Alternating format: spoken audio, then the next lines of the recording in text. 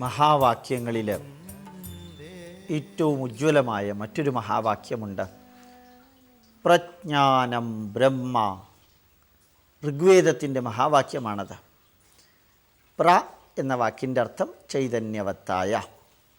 ബ്രഹ്മ എന്ന് പറഞ്ഞാൽ പരമമായ ഈശ്വര ചൈതന്യം. ജ്ഞാനം എന്ന് പറയുന്നത് അറിവ്, ഇൻഹറൻ്റ് ഇൻട്രിൻസിക് നോളജ്. അപ്പോൾ ചൈതന്യവത്തായ ഒരറിവ്, അതിനെയാണ് ബ്രഹ്മം എന്ന് പറയുന്നത്. നമ്മുടെ വ്യാവഹാരിക മലയാള ഭാഷയിൽ പറഞ്ഞാൽ പ്രജ്ഞാനം എന്ന് പറയുന്ന അറിവിനെ വിവരിക്കാനേ സാധ്യമല്ല. അത് സംസ്കൃതത്തിൽ തന്നെ പറയണം. അറിവ് എന്ന് പറയുമ്പോൾ നമുക്ക് പുസ്തകത്തിൽ നിന്ന് കിട്ടുന്നതോ കേട്ട് കിട്ടുന്നതോ അല്ലെങ്കിൽ സാധാരണഗതിയിൽ കിട്ടുന്നതോ ആയിട്ടുള്ള കോമൺ ഇൻഫർമേഷൻ അല്ല, കോമൺ നോളജ് അല്ല, മറിച്ച് ഇൻട്രിൻസിക് ഇൻഹറൻ്റ് നോളജ്. അതിനെങ്ങനെയാണെന്ന് വിവരിക്കുക? വളരെ എളുപ്പത്തിൽ നമുക്ക് വിവരിക്കാൻ സാധിക്കും. ഒരു കോഴിമുട്ട നമ്മൾ എടുക്കുകയാണെന്ന് വിചാരിക്കാം. അത് ഫെർട്ടിലൈസ്ഡ് എഗ്ഗാണ്. ആ ഫെർട്ടിലൈസ്ഡ് എഗ്ഗ് ഏതാണ്ട് 21 ദിവസം കൊണ്ട് അത് മെച്വറായിട്ട് അത് വിരിഞ്ഞു പുറത്തേക്ക് വരും. അത്ഭുതകരമായ വസ്തുത, ഫെർട്ടിലൈസ്ഡ് എഗ്ഗ് ഭൂമിയിൽ പതിക്കുന്ന ആ നിമിഷം അതിനകത്ത് ഒരു കടുകിനേക്കാൾ ചെറുതായ എംബ്രിയോ ആണുള്ളത്. ആ എംബ്രിയോ സെല്ല് സ്പ്ലിറ്റ് ചെയ്ത് 2, 4, 6 ആയിട്ട് അത് 20 ദിവസം കൊണ്ട്, മറ്റൊരർത്ഥത്തിൽ 20 × 24 മണിക്കൂർ, 480 മണിക്കൂർ കൊണ്ട് കടുകിനേക്കാൾ ചെറുതായ ഒരു സെല്ല് കോഴിക്കുഞ്ഞായി മാറി മുട്ടയ്ക്കകത്ത്, ആ മുട്ടയ്ക്കകത്ത് വെച്ചിരിക്കുന്ന സർവ്വതിനെയും ഉപയോഗിച്ചാണ് കോഴിക്കുഞ്ഞിൻ്റെ കൊക്ക്, കണ്ണ്, മൂക്ക്, നാക്ക്, ഇൻറ്റസ്റ്റൈൻ, ചിറക്, കാല്, കാലിലെ നഖം, കഴുത്ത്, ജീവൻ ഇല്ലാത്ത ചിറകിൻ്റെ തൂവൽ, ജീവനുള്ള കാല്, ഇതെല്ലാം ഉണ്ടായത് ആ സെല്ലിൽ നിന്നാണ്. ആ സെല്ല് സ്പ്ലിറ്റ് ചെയ്ത് അത് പ്രത്യേക രീതിയിൽ വളർന്ന് ഈ 480 ദിവസം കോഴിക്കുഞ്ഞായി മാറിയതുപോലെ ഫെർട്ടിലൈസ്ഡ് താറാവിൻ്റെ എഗ്ഗിൻ്റെ അവസ്ഥ എന്തായിരിക്കും? അത് സ്പ്ലിറ്റായി താറാവിൻ്റെ കുഞ്ഞായി മാറും. കാക്കയുടെ മുട്ട എങ്ങനെ ഇരിക്കും? അതും ഇതേപോലെ കാക്കയുടെ കുഞ്ഞായി മാറും. ഒരു മുട്ടയ്ക്കകത്തുള്ള ഈ കടുകിനേക്കാൾ ചെറിയ സെല്ലിന് ഒരിക്കലും കോഴിക്കുഞ്ഞിൻ്റെ എംബ്രിയോ താറാവാക്കി മാറ്റാൻ സാധ്യമല്ല. കാക്കയുടെ എംബ്രിയോയിനെ കോഴിയാക്കി മാറ്റാൻ സാധ്യമല്ല. പിന്നെ എങ്ങനെയാണ് സാധിക്കുക? അതിനെ അതാക്കി മാറ്റാനുള്ള അറിവ് ആ മുട്ടയ്ക്കകത്ത്, മുട്ടത്തോടിനകത്തുള്ള സെല്ലിനകത്തുണ്ട്.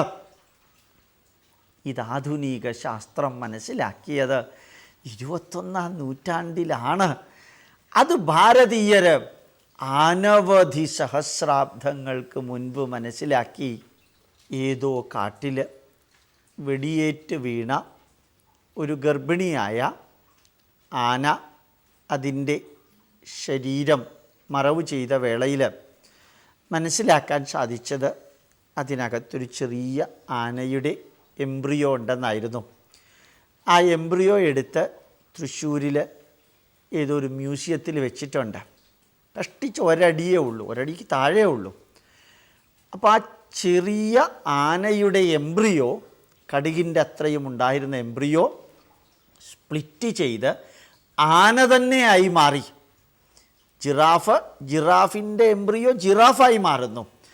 ഈ അപ്രകാരം തന്നെ മാറണം. കഴുത്തിന് നീളം വേണം, കണ്ണിന് കാഴ്ച ഉണ്ടാകണം, മുഖം ഇങ്ങനെ ഇരിക്കണം, ചുണ്ടിങ്ങനെ ഇരിക്കണം, പല്ലുകൾ ഇപ്രകാരം ഉണ്ടായിരിക്കണം, നാക്ക് ഇപ്രകാരമായിരിക്കണം, കഴിക്കേണ്ട ഭക്ഷണം ഇതാണ്, അതിൻ്റെ വളർച്ചയുടെ രീതി ഇതാണ്, ഇത്രയാണ് അതിൻ്റെ ആയുസ് എന്നെല്ലാം തീരുമാനിക്കുന്ന ഇൻഹറൻ്റ് ഇൻട്രിൻസിക് നോളജ് ഓരോ സെല്ലിനകത്തും നിലനിൽക്കുന്നതിനെയാണ് ഭാരതീയർ പറഞ്ഞത് പ്രജ്ഞാനം ബ്രഹ്മ.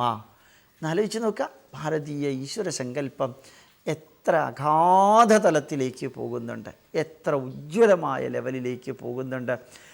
ഏത് ആധുനിക ശാസ്ത്രജ്ഞനും ഈ പ്രജ്ഞാനം എന്ന വാക്കുപയോഗിക്കാതെ ഒരടി മുമ്പോട്ട് പോകാൻ സാധ്യമല്ല. ആധുനിക ശാസ്ത്രത്തിന് ഇനി വളരണമെങ്കിൽ ഒരാറ്റത്തിനകത്താണെങ്കിലും കെമിക്കലിനകത്താണെങ്കിലും സെല്ലിനകത്താണെങ്കിലും ജീവിക്കകത്താണെങ്കിലും ബയോ കെമിക്കൽ പ്രോസസ്സ് നടക്കുന്ന ആ സെൻറ്ററിനകത്താണെങ്കിലും അതിനകത്ത് നിയന്ത്രിക്കുന്ന ഒരു ശക്തിയുണ്ടെന്ന് മനസ്സിലാക്കാൻ സാധിക്കണം. ആ ശക്തി അതിനകത്തൊരറിവ് കൊടുത്തിട്ടുണ്ട്. മറ്റൊരർത്ഥത്തിൽ അറിവുകളുടെ കൂമ്പാരം കൊടുത്തിട്ടുണ്ട്. ഞാൻ എൻ്റെ എംബ്രിയോ ആയിരുന്ന കാലത്ത്, ഞാനൊരു എംബ്രിയോ ആയിരുന്ന കാലത്ത് അത് സ്പ്ലിറ്റായി എൻ്റെ കൈകളും കൈവിരലുകളും നഖവും ഇതെല്ലാമായി മാറേണ്ട ആ അറിവ് സെല്ലിനകത്തുണ്ടായിരുന്നത് കൊണ്ടാണ് ഇന്ന് ഞാനായി മാറിയത്. എൻ്റെ ശരീരത്തിനറിയാം എത്ര കാലം ജീവിക്കണമെന്നും, എൻ്റെ ശരീരത്തിനറിയാം എത്ര പല്ലുകൾ ഉണ്ടാകണമെന്നും, എൻ്റെ ശരീരത്തിനറിയാം എങ്ങനെ നടക്കണമെന്നും എല്ലാം. ഈ അറിയാമെന്ന് പറയുന്ന അറിവിനെയാണ് ഭാരതീയർ പ്രജ്ഞാനം എന്ന് പറഞ്ഞത്. ആ പ്രജ്ഞാനം ഈശ്വരീയമാണ് എന്നും ഭാരതീയർ ഡിക്ലെയർ ചെയ്തതാണ് പ്രജ്ഞാനം ബ്രഹ്മ എന്ന വാക്കുകൊണ്ട് നമുക്ക് മനസ്സിലാക്കാൻ സാധിക്കുന്നത്. അപ്പോൾ ഭാരതീയ ഈശ്വരസങ്കല്പം, വീണ്ടും ഞാൻ ആവർത്തിക്കുന്നു, ഒരേ വരി അവിടം വരെ പോകാൻ സാധിക്കുന്നവർക്ക് inherent, intrinsic, self guiding, self motivating, self energising awareness and consciousness ആണ്. The Hindus call that awareness and consciousness as Brahman. അർത്ഥം മനസ്സിലായല്ലോ ഇല്ലേ? അതാണ് ഭാരതീയ ഈശ്വര സങ്കല്പത്തിൻ്റെ പല വിധത്തിലുള്ള എക്സ്പ്ലനേഷനിലെ ഒരു എക്സ്പ്ലനേഷൻ.